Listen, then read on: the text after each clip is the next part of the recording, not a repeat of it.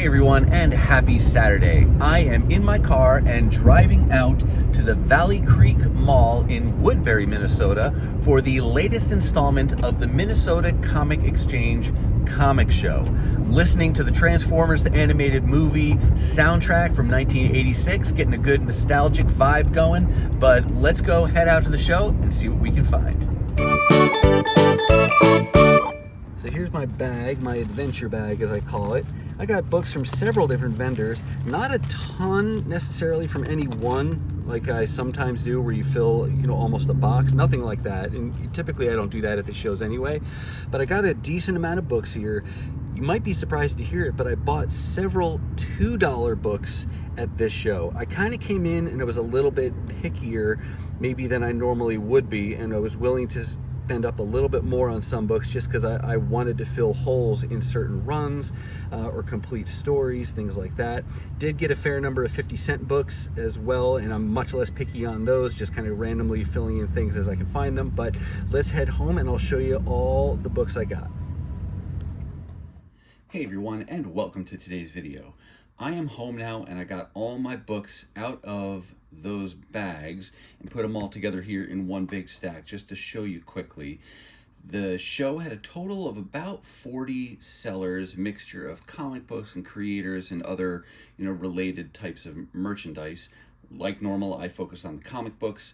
This stack represents books from about 5 or 6 different sellers, and I've got them broken up by seller as we go through here. So I'll tell you just a little bit about each one as we get to those books, and if I have found links to any of them online, I'll put those down below in the description in case you want to check them out.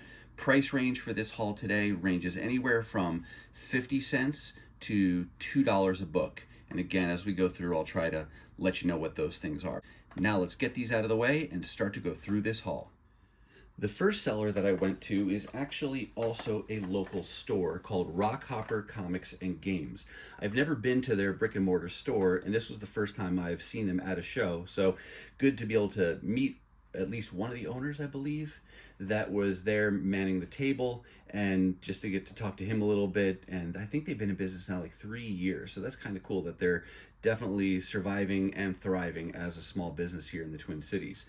The books that they had for sale mostly were recent back issues, so recently concluded titles or even current titles, but it must have been overstock that they had, and they were just trying to move those overflow books, and so they priced them really, really nicely. The single issues I'm going to show you today were priced at $1 a piece or 15 for $10, which knocks off a third of the price or makes them about 66 cents a comic, and that's my favorite way to try to fill in some of the titles that I'm not keeping up with new every month. And so I definitely was able to get my 15 books. Starting off here with Invincible Iron Man number 19. This is towards the latter part of his either just about to end run or it just ended, because he's getting a reboot here in the next month or two with a new volume. But I'm still working on piecing together a few holes from that most recent volume of Iron Man. I got Blood Hunt number 5 of 5. This was a recent Marvel event, and it was an event that I decided to skip completely from getting issues new, and instead just wait to see if I could pick up the issues in the dollar bins down the road. Interestingly, that event has definitely concluded. This is the first issue I've seen in any dollar bin, and it's the final issue. So I don't know if that's a sign that maybe I won't be able to find those first 4 issues in the dollar bins. I don't know, we'll see. It may be a gamble that I wind up losing. The plus side, though, is that I do have Marvel Unlimited, and on Marvel Unlimited, they already have the first 4 issues of this event. So I was able to read those digitally, and now I can complete it here in print. But we'll see if I'm able to build this one out in print at some point down the road.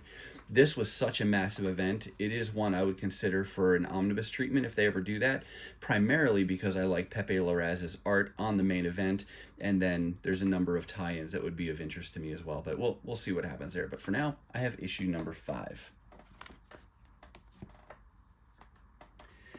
There were some Krakoa era limited series and ongoings that I am still trying to complete. I've got some holes there.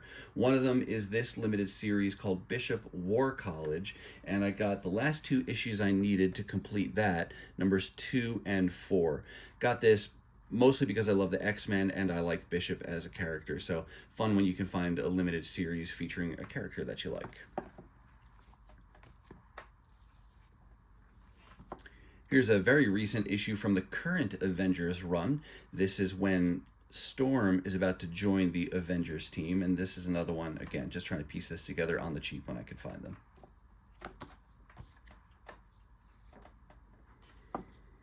The recently concluded Wolverine volume, again from the Krakoa era. This is issue number 32. Again, just the story's the same on all of these. Titles I'm not actively collecting or didn't actively collect new, so now I'm just trying to piece them together in the dollar bins. Then they had, let me actually move this out of the way first.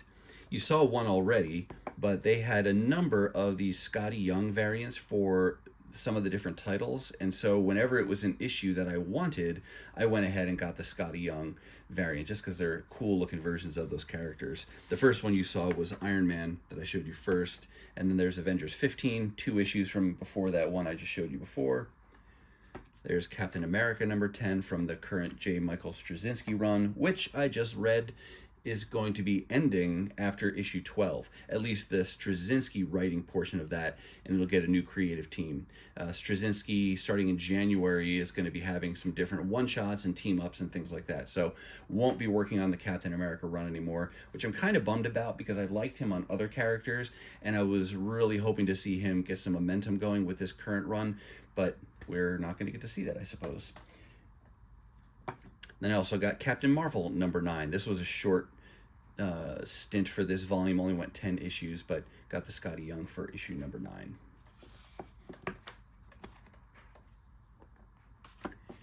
This was one of so many X-Men limited series that had come out recently. X-Men Days of Future Past Doomsday. Didn't get any of these new, but I now have all of them except number 2 was the one I was missing, and now as a result of this sale, thankfully I was able to complete that. So that does it for the books from Rockhopper Comics. Next, we're going to move over to pretty much a staple at most of these shows for me. I visited Brad, who owns Go Big or Go Home Comics. He's based in Hudson, Wisconsin, and I don't think I have an online link for him, but if you're in the area, you'll see him at most shows. As I'm filming this, FallCon is going on this weekend. Still got my wristband on there, so for proof of attendance. It is early morning before day 2 starts, and he's got some amazing deals going on, and you're going to see some footage of that coming up because yeah, well, I won't spoil it, but there's some cool stuff coming out of his booth from FallCon. But if you're at any of the local shows here, definitely check out Go Big or Go Home Comics. I believe he also sells in like a vintage shop or an antique shop out in the Stillwater area. So if you're in that area, you might have another opportunity to shop some of his comics. But I got a bunch of 50-cent books from him at this MCE show, including a few issues from Wolverine and the X-Men. I've heard really good things about this volume. I only started by collecting a few story arcs that were done by artists that I like, namely Chris Bachalo, and then towards the end of the run, Pepe Larraz had done a run. But all the things I've read, I figured why not go ahead and try to piece this whole thing together. So starting at the lowest number that I still needed, I picked up number 4, number 5, there's 6, and number 7. And a lot of these covers and interior art are Nick Bradshaw. And I don't know about you, but some of his style on different characters he draws really gives me Arthur Adams kind of vibes. So just looking forward to picking up the rest of this 42 issue run.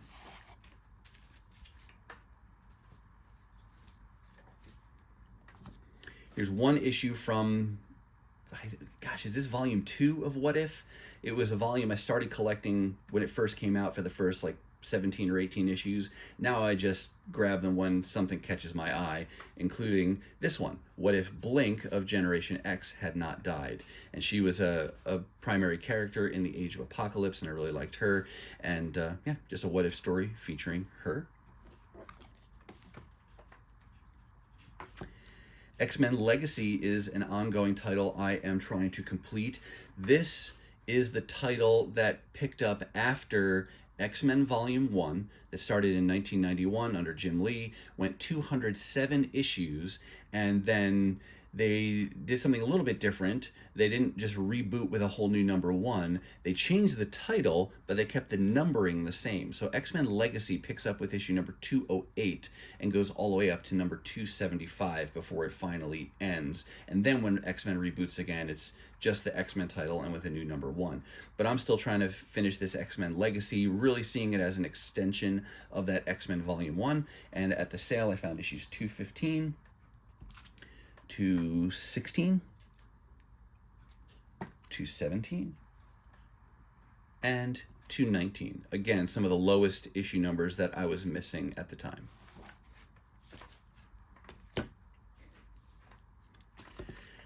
Cyberforce number 1. I don't even know what volume this is. It might be volume 3 or 4 or something like that. And kind of makes me chuckle that I finally bought it.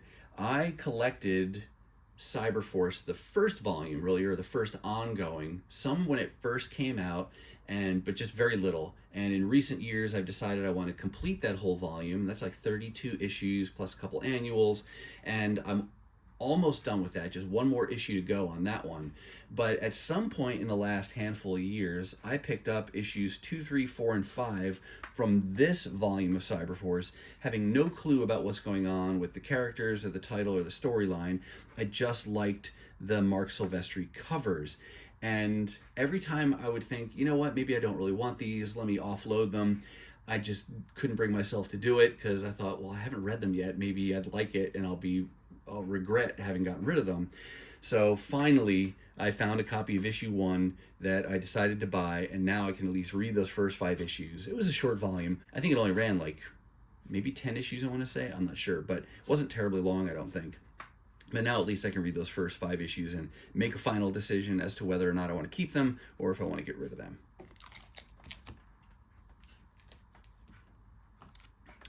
Just one issue from Avengers World. This is number 8. This is kind of not quite a tie-in, but it's a related story to what was going on during Hickman's run on the Avengers. And I just recently finished rereading the Hickman Avengers run in omnibus format, and I can see more clearly now where the Avengers World characters come into play. Some of the things still trying to do what Avengers do, because it was in some ways a dark time for some of our main heroes during that Hickman era and the decisions they had to make. But this was a 20-some issue run, I want to say. Just figure it might be something to hunt for when I can find them cheap, and just found that one issue at the sale. I always love to find these official handbooks of the Marvel Universe, primarily 2 volumes I'm working on right now. The first one, which is this, and it went, 15 issues? And then a couple years later, they did a deluxe version that went for, I want to say, 20 issues. And there's some holes in both of those I'm trying to fill in, and I was able to get issue 4 from that first volume. And also number 9. And number 12. So I'll continue to chip away at those. I'm getting pretty close, but just fun little reference books from the 80s that I like to have.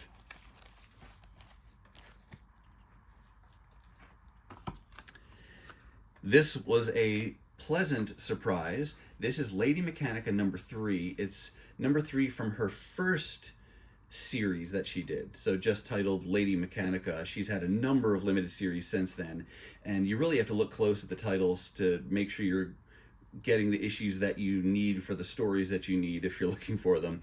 But this is from her debut limited series, and I want to say almost every issue I have from this series I found from Brad's booth at previous shows. But over the years I have found, I think there was a number 0, a number 1, and a number 2 issue. So I got those early appearances of Lady Mechanica, and now here is issue number 3. So slowly but surely chipping away at that first volume of Lady Mechanica. Picked up some Avengers issues from this volume. I want to say this is volume 4. This is when Brian Michael Bendis was writing. I first went after the first like 17 issues because John Romita Jr. was doing the art, but now I've decided, like it happens so many times, what the heck, I'm going to go ahead and complete the volume. I think it went for 32 issues in total, and you can see you got Acuna doing some art in here. There's some other well-known artists that are working on this run, but I've decided when I can find them cheap, I'll finish out this volume. And at the sale, I got issue 18, which I believe is the first one that picks up after the Romita Jr. run ends. There's 19, 21, the cool Storm cover, 22, 23, love that cover also, 24,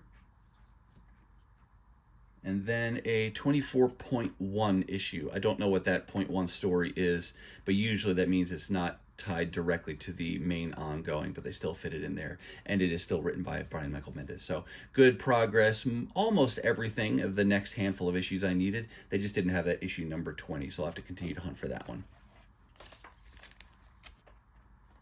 All right, that does it for Go Big or Go Home Comics.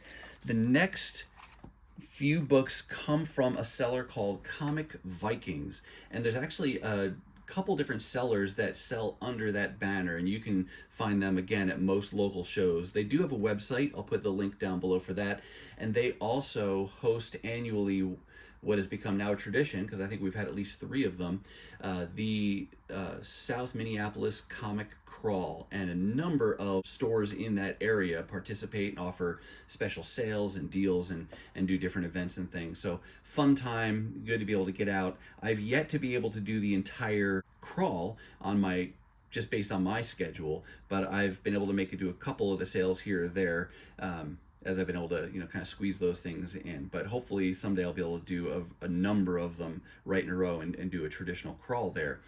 But these are not from a crawl, of course. These are from the MCE show. He was selling books priced at $2, but I guess I got there late enough in the day that he had said, you know what, everything here is just a buck. I don't want to take as much of this stuff home. So everything's half price if it's $2. So I was really happy for this first find here, X-Force Magazine. I had never heard of this before, but recently saw this on Eric Spag's channel, and he showed it, and I thought, what an awesome cover. I would love to have a copy of that. So of course I added it to my CLZ wish list, and very happy that just a few weeks or months later, I was able to find it for myself. This is actually a reprint, kind of a little collected edition here. I'll show you.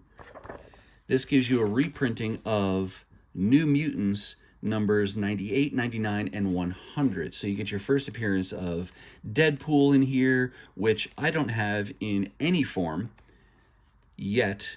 And because I didn't buy it new when it came out, I missed out on getting that one cheap, but I'll tell you more about that story in an upcoming video. But this for now was a really cool find. I love when you can find stuff, see stuff online and then find it in real life for yourself. So really happy to have gotten this X-Force magazine for $1.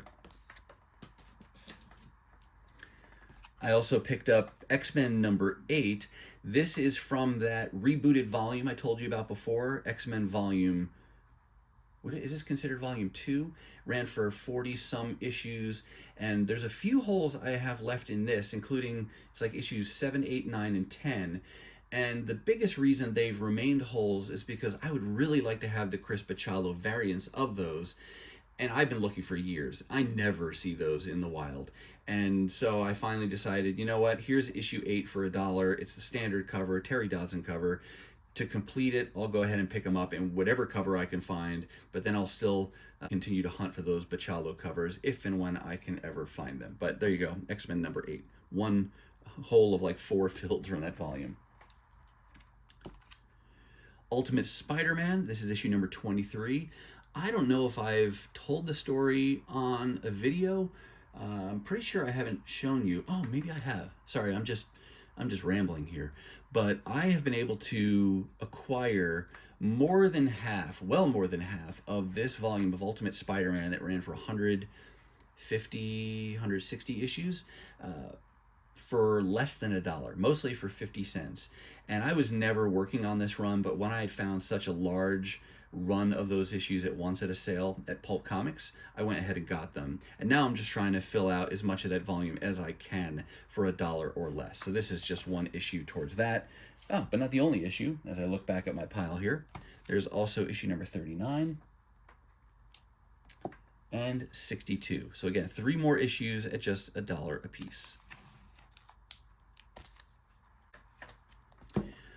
We're going to move on to one of my other staples at all of the local shows. That's the Brothers Grin. You recently saw me post a huge haul from a garage sale that they hosted, but they attend most of the MCE shows, if not all. They're at FallCon as well this weekend, and I love to buy books from them. They always have great deals, and I make great progress. Surprisingly, though, after all that big intro, I only bought 5 books from them.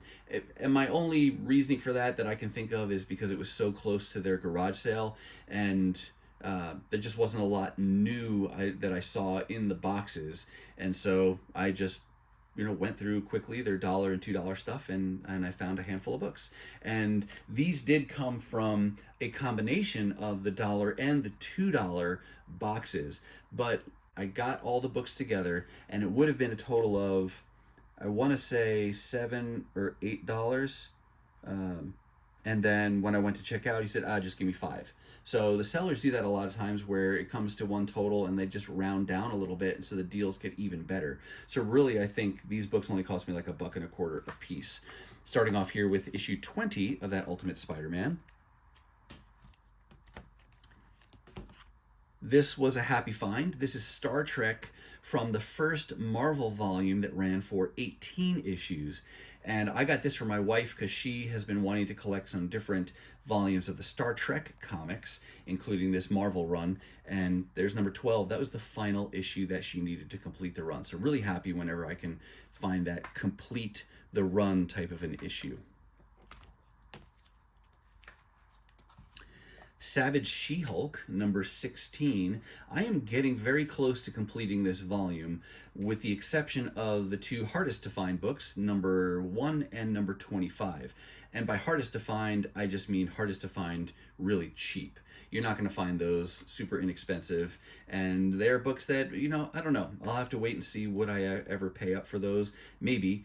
Just the same, go and get the omnibus someday and have all of those issues in oversized format, and then content myself with the $1 or $2 issues that I've been able to find for the rest of her run. But whatever happened in the future, really happy that I found issue number 16 for less than $2. This may seem like a random issue, or in my mind it may have felt like a random issue at the time. Detective Comics number 590. This is the early part of the Norm Breyfogle run on Detective Comics. I believe he picked up with issue 582, and I would like to have those issues either in single issue format, or I am really considering going with the DC Finest's route when those become available, but we'll see. When I can find it for $1 though, I'm not going to leave it behind, especially with an awesome cover like that. And then the last book from Brothers Grin, Marvel Age number 2, a volume that I'm just going to chip away at as I can find these issues for cheap. There are some issues I want because of the cover, some because of the interior content. Ultimately, I think I want the full run. I already have number 1, so really happy to have found the next lowest issue I was missing, number 2.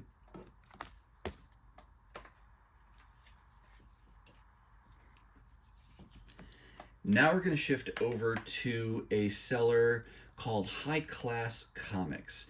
He has a variety of back issues that aren't really the dollar books. They're more priced as marked type of books. But at this sale, they had a deal that if the book was marked $14 or less, it was just $2. And I figured that was worth looking through the boxes, because I might find some really cool stuff that maybe it normally is priced at $14, but I could get it for $2. And I was not disappointed. First up here is this book, X-Men Dawn of the Age of Apocalypse. I have known these have existed, but I've never owned one of them. For the Age of Apocalypse, they did a number of trade paperbacks or small collected editions of a few issues each, and one of the variants for those is this gold cover. And this isn't in the most pristine shape. It's got a little bit of a wave to it and things like that, but I've never seen these for $2, and I don't see them very often at all in the wild. So for $2, I was definitely going to grab that. This one has 3 issues in it.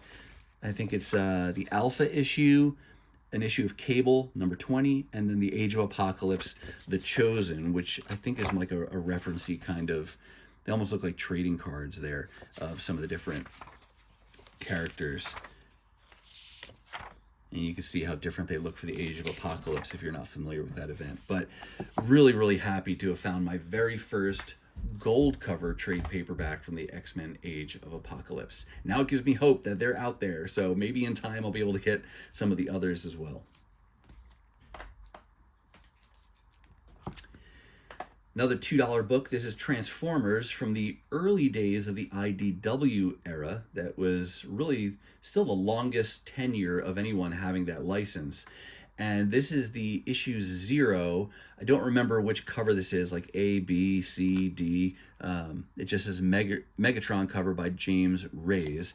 And Transformers is probably the only franchise that I would get just about any cover of any issue just to get a collection as possible. I'm not going to pay $1 million for a book, but $2 for a variant that is like this that I don't ever see. Really happy to grab that.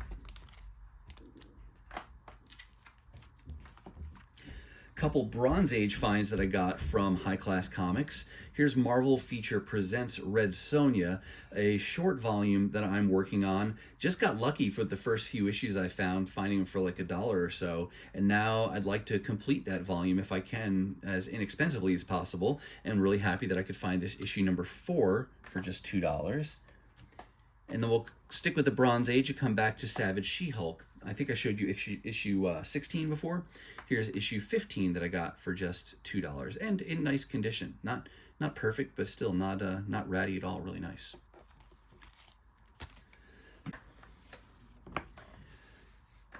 All right, now we're going to go to the last seller that I bought from. And forgive me if you're watching, but I don't remember your name. I want to say it was Josh. I think he's just an individual. He doesn't have a store. He's not set up as a business selling comics. I think he was just there selling some comics. And we talked a little bit, and he had a bunch of dollar books, and I kind of looked casually through his boxes, and it was early when I first went to his table. And I like to pace myself, and I don't really dive in right away. I kind of like to get a lay of the land overall, first of all, before I start to really dive in.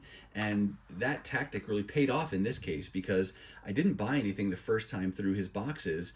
And when I came back around, at some point, he saw me in the hallway and said, "Hey, just to let you know, I'm discounting everything. Now it's just 50 cents a piece." And that, of course, made me say, of course, I've got to come back and look and exhaustively look through your boxes, not just take a kind of a surface look through them. And I did, and I was very happy because I found several 50-cent books in his boxes. Now, when they're 50 cents, they do start to get a little bit more random in a sense, meaning I'm not worried so much about going in order per se or getting just consecutive issues in a run I'm working on. When it's 50 cents, I'll get whatever the issue is, as long as it's something I'm looking for, and then I'll try to fill in those other gaps down the road. But starting out here, we've got X Factor number 2. That's actually the first issue from this volume that I have. Similar to the Blood Hunt I told you about at the beginning, I read X Factor volume, is this volume 2? Or is this might be volume 3, I'm not sure. But this volume, written by Peter David, heard really good things about this run. I read issue 1 on Marvel Unlimited, thought that was kind of cool, and cooler, honestly, than I thought I would think the series was. It didn't really grab my attention from a cover perspective originally, but the art has definitely grown on me, and I do want to put this run together. So this is my first issue, but like I said before, 50 cents, I'll start with issue number 2, that's okay. And then to give you a more example of that randomness, there's issue number 7. So just kind of two unrelated issues there in that run that I'd like to get, but 50 cents a piece, we'll start there. Here's a run that I think I want to work on. New X-Men. I don't know if the whole title is New X-Men Academy X or if it's just New X-Men. I don't know a lot about this run. I have some of the issues because they tied into certain X-Men events, and I had picked up the first 2 or 3 issues so far. Kind of like the not quite cartoony, but I'd say cartoony kind of style of the art at this part of the run. So if I can find the issues cheap, I'll continue to chip away at it, and we'll see. I'll start to dive in and read them, and then I'll make my final decision as to whether or not I want to complete this volume or not. But not one that's highly sought after, and not one that I see terribly often. So I grabbed issues 9 and issue 10 there. This character, I don't even know who that is, but reminds me of a 90s cartoon called Bionic 6.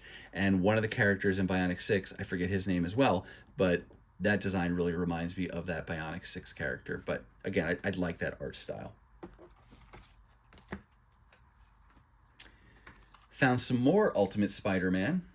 So 3 different sellers had some Ultimate Spider-Man contributions to my run this day, including issue 36 here for this seller, and then issue 127. Again, kind of random, but I'm filling in those holes as I find them. When they're less than $1, I'll take what I can find, provided it's in good shape. Here's Extreme X-Men Volume 1. This series ran for 40-some issues, and it was written by Chris Claremont. The first half was penciled by Salvador Larroca, and so I am working on piecing this volume together. It's another one I could get in omnibus format, but when I can find these issues for 50 cents a piece, from a budget perspective, it just becomes so much cheaper just to buy the single issues, and at least this way I can read it. If I absolutely fall in love with the volume as I read it, then maybe I'd look at the omnibus down the road. But for now, really happy when I can find these for less than $1. And so kind of a random issue number 18, and then more randomness number 38. So you see my point about kind of buying whatever issues I find when they're just 50 cents. This was a fun find from Image Comics. This was a 3-part limited series featuring this character, Velocity. Don't really remember much about her, never had this limited series, and it just looked like cool art, and I figured I would try to grab this limited series if I could find it. And I have found issues 1 and 3, and number 2 was the only hole I had remaining. And yeah, happy he had it. This may have been the only issue he had, so really kind of fun when you can do that as well and fill that gap with the one issue they had is the one issue you needed. Similar story on this one, but much more recent. I showed you in a recent video how I picked up, just by happenstance, a copy of Backlash Spider-Man #1, just cover art that grabbed my attention.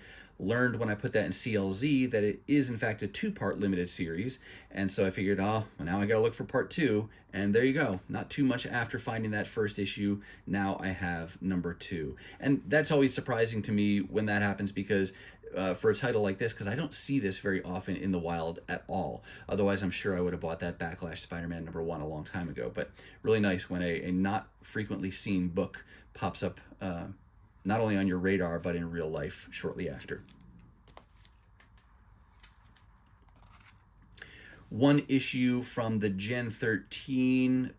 This is volume 2. Forgive me, I'm forgetting right now. His first volume only ran like 5 issues, but I think this is volume 2, and there's still a lot of J. Scott Campbell covers, and then Jim Lee did a cover I think I showed you in a recent video, but just one issue from that run. And then last, but certainly not least, one happy find here with Ms. Marvel number 17, her volume 2 of, her self-titled run. The volume 1, of course, was from the 70s. Volume 2, gosh, was that the late 90s, early 2000s that started? That was like a 50-issue run. Don't see them very often, so really happy when I can pick them up in good shape and for less than $1. But that's the last book from that last seller at the MCE show. All right, that's going to do it for me. And that's going to wrap up my haul from the most recent Marvel Comics Exchange comic show. Remember, links to the sellers that I have links for are down below in the description of this video. I do hope you saw something that you liked, and if you did, go ahead and give the video a thumbs up. And if you want to see more content like this, dollar hauls, 50-cent hauls, really anytime I find good books for great prices, then go ahead and hit that subscribe and ring the bell for notifications so you'll know the next time I upload a video. Now, if you're not quite ready for the YouTube fun to stop, I have hand-selected a couple videos here for you to check out. As always, thank you so much for watching, and I'll see you next time.